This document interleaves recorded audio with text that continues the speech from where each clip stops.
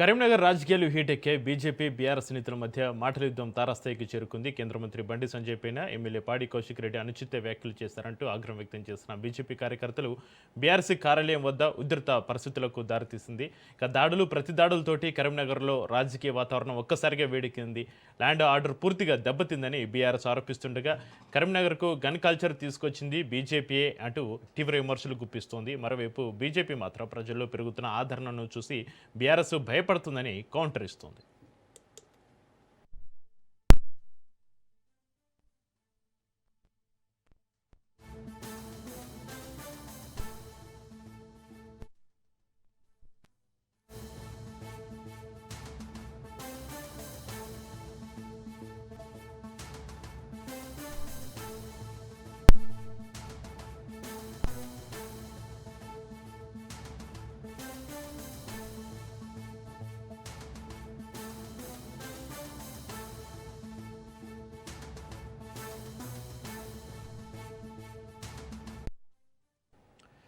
కరీంనగర్ రాజకీయాలు BJP, BRS నేతల మధ్య మాటల యుద్ధానికి సంబంధించిన మరింత సమాచారాన్ని మా ప్రతినిధి సైదులు లైవ్లో అందిస్తారు. సైదులు.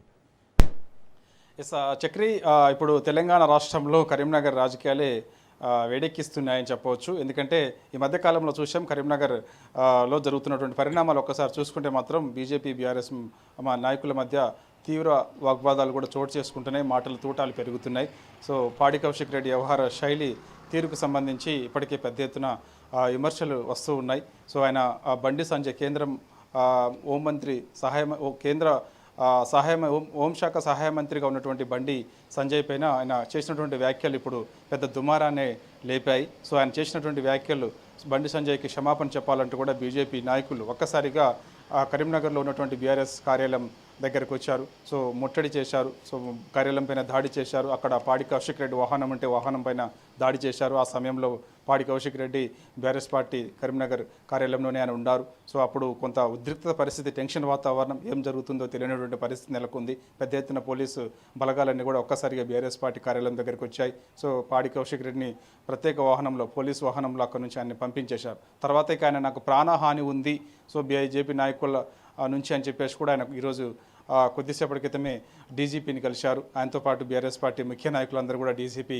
కార్యాలయం దగ్గరికి వెళ్ళారు. డీజీపీ అపాయింట్మెంట్ తీసుకొని వెళ్ళారు, కలిశారు, ఒక వినతిపత్రం ఇచ్చారు. సో రక్షణ కావాలి, బీజేపీ నాయకుల ద్వారా నాకు ప్రాణహాని ఉందంటూ కూడా ఆయన చెప్పుకొచ్చారు. సో కరీంనగర్లో మాత్రం కొంత వాతావరణం ఒక్కసారిగా వేడెక్కిందని కూడా మనం చెప్పుకోవచ్చు. ఈ మధ్యకాలంలో తెలంగాణలో ఇట్లా ఒక ప్రశాంతమైనటువంటి వాతావరణం కొనసాగుతుంది, కానీ ఒక్కసారిగా కరీంనగర్ రాజకీయం ఒక్కసారిగా వేడెక్కింది. దానికి గల కారణం ఇటు మాటల తూటాలని కూడా మనం చెప్పుకోవచ్చు. పాడి కౌశిక్ రెడ్డి చేసినటువంటి వ్యాఖ్యలు, బండి సంజయ్ పైన చేసినటువంటి వ్యాఖ్యలు పెద్ద దుమారాన్ని రేపడంతో ప్రధానంగా ఈ అంశానికి దారితీసిందని కూడా చెప్పవచ్చు. సైదులు, రాష్ట్ర రాజకీయాలు కరీంనగర్ చుట్టే తిరుగుతున్నాయా? ఏంటి పరిస్థితి కరీంనగర్లో ప్రస్తుతం? ఎస్ తప్పకుండా చక్రి, రాష్ట్ర రాజకీయాలన్నీ కూడా కరీంనగర్ జిల్లా చుట్టే తిరుగుతున్నాయని కూడా మనం చెప్పుకోవచ్చు. ఎందుకంటే ఈ మధ్యకాలంలో చూసాం మనకు ఒకటి పిఎంజే గోల్డ్ షాప్ దొంగతనం ఏదైతే ఉందో అప్పటి నుంచి కూడా కంటిన్యూగా రాష్ట్ర రాజకీయాలన్నీ కూడా అక్కడే కరీంనగర్ చుట్టే తిరుగుతున్నాయని కూడా మనం ఖచ్చితంగా చెప్పుకోవచ్చు. ముఖ్యంగా బీఆర్ఎస్ పార్టీ నాయకులు, బీజేపీ నాయకుల మధ్యనే మాటల తూటాలు పెరుగుతూ ఉన్నాయి. కాబట్టి సో ఖచ్చితంగా రాష్ట్ర రాజకీయాలన్నీ కూడా కరీంనగర్ చుట్టే తిరుగుతున్నాయని కూడా మనం చెప్పుకోవచ్చు. Right, thank you Saidulu.